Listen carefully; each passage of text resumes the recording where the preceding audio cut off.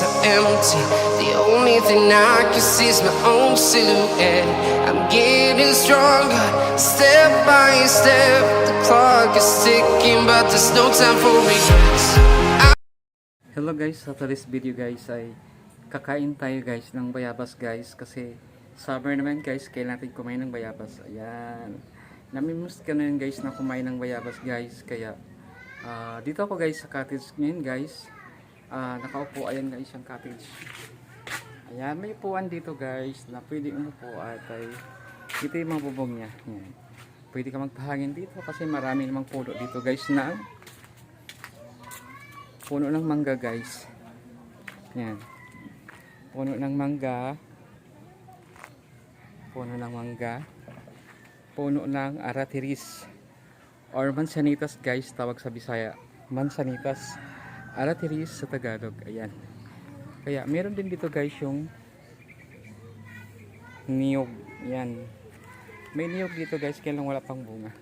Thank you so much guys for watching guys. Ay kakain tayo guys ng bayabas guys. Yung guys, yung hindi pa nakapag-subscribe sa aking YouTube channel guys, John Italian, paki-subscribe na po para manolipay kayo guys sa mga susunod kong in-upload na videos. Thank you so much guys for watching. Ayun guys, nalaglag ng isang bayabas ko guys. Ayun, ang laki pa naman guys ang nalaglag. Pero diba guys, huhugasan ko na lang ito mamaya. Yung bayabas kong nalaglag ay kakain ako guys. Hello guys, thank you for watching you guys. Yung bayabas niyan guys, dyan ako yung kinakain ko kahapon guys. Pero hindi na nakita na sa video kasi nalobot siya guys. Pero dyan ako namitas guys ng bayabas. Kasi nga guys, ang bayabas ay masustansya guys sa katawan dahil masagaran siya guys ng vitamin C yung bayabas. Kaya masarap siya guys. Kainin din ng bayabas kasi dalawang kulay niya guys, puti at saka orange. Thank you for watching guys. Ay masarap talaga ngayon guys kumain ng mga prutas guys, lalo na tag-init, tulad ng mga pakwan, pinya, mga buko din guys yan, mga tubig. Dahil sa panahon guys sobrang init ay masarap talaga guys na kumain ng mga pakwan. Tapos yung melon, ayan, masarap. Paborito ko rin guys yung melon guys.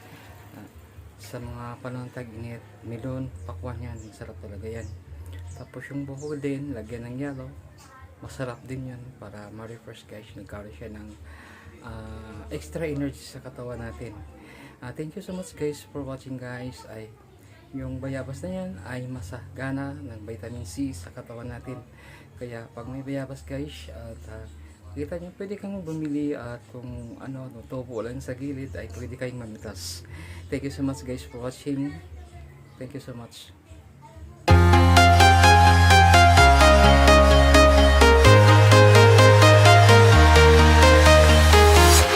I'm walking alone, the streets are empty. The only thing I can see is my own silhouette. I'm getting stronger, step by step. The clock is ticking, but there's no time for regrets.